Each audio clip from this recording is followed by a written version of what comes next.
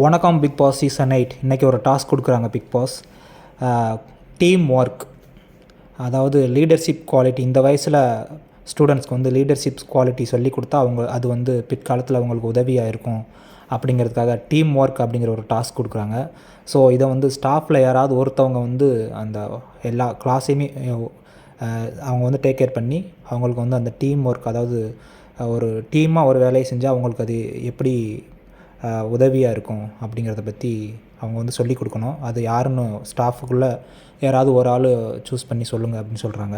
எல்லோரும் டிஸ்கஸ் பண்ணி மிஸ்டர் சிவகுமார் வாட்ச்மேனாக இருக்கார்ல, அவரை சொல்கிறாங்க.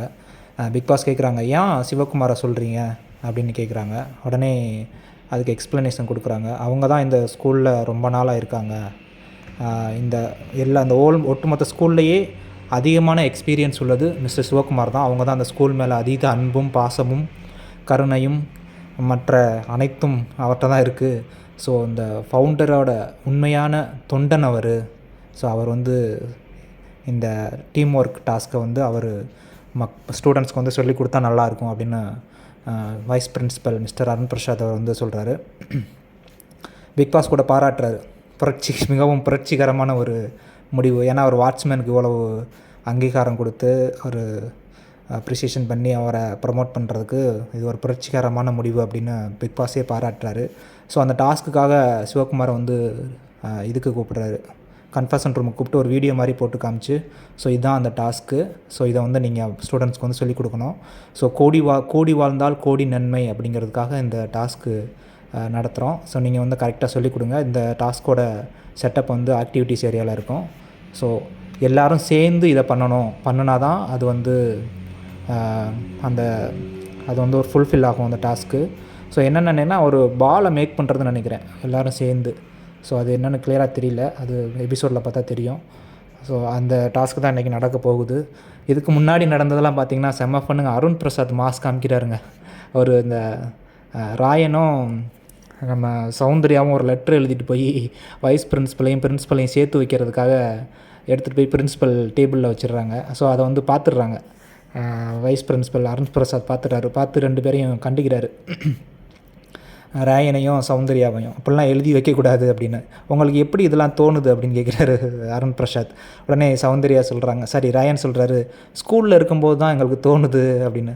ஸ்கூலில் இருக்கும்போது உங்களுக்கு இது தான் தோணுதாம்மா, படிக்கவெல்லாம் தோண மாட்டேதாம்மா அப்படின்னு அருண் பிரசாத் கேட்குறாரு. திடீர்னு சௌந்தர்யா செம்ம சிரிச்சுட்டு ஓடுறாங்க அங்கிட்டு. என்ன இந்த பொண்ணு இப்படி நம்ம சீரியஸாக பேசிக்கிட்டு இருக்கோம், வந்துடுச்சு இப்படி ஓடுறாங்களே அப்படின்னு.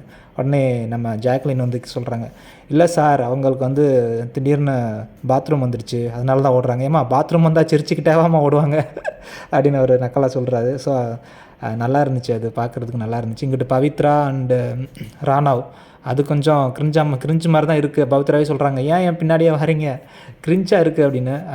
உடனே ராணவ் சொல்கிறாரு, நான் அவங்க பின்னாடி வராட்டாலும் பரவாயில்ல, உங்கள் முன்னாடியாவது வரேன், நீங்கள் என்னை பார்க்காட்டாலும் பரவாயில்ல, பாட்டாவது பாடுங்க அப்படின்னு ஏதோ அவர் ஒரு இது சொல்லிக்கிட்டு இருக்காரு. இங்கிட்டு மஞ்சரி அண்ட் அன்சிதாவுக்கு அந்த நேற்று நடந்த அந்த வன்மம் வந்து இன்னும் இருந்துக்கிட்டே இருக்குங்க.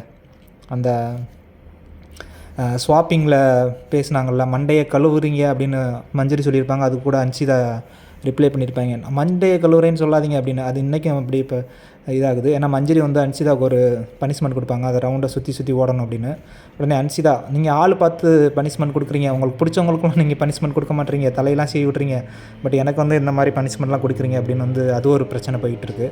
ஸோ இன்றைக்கோட டாஸ்க் இப்படி தான் போயிட்டுருக்கு. இங்கிட்டு முத்துக்குமரன் கலாய்ச்சிக்கிட்டு இருக்காரு, அங்கிட்டு கடைசியாக இது ஒன்று நடந்துச்சுங்க, சூப்பராக இருந்துச்சு, க்யூட்டாக. நம்ம பிக் பாஸ் வந்து லிவிங் ஹாலில் எல்லோரையும் உட்கார வைக்கிறாரு. அப்போ வந்து அருண்குமார் வந்து ஸ்டூடெண்ட்டோட உட்காந்துருக்காரு. இங்கிட்டு லாஸ்ட்டாக பிரின்ஸிபல் உட்காந்துருக்காங்க. பிக் பாஸ் வந்து அருண்குமாரை கூப்பிட்டு,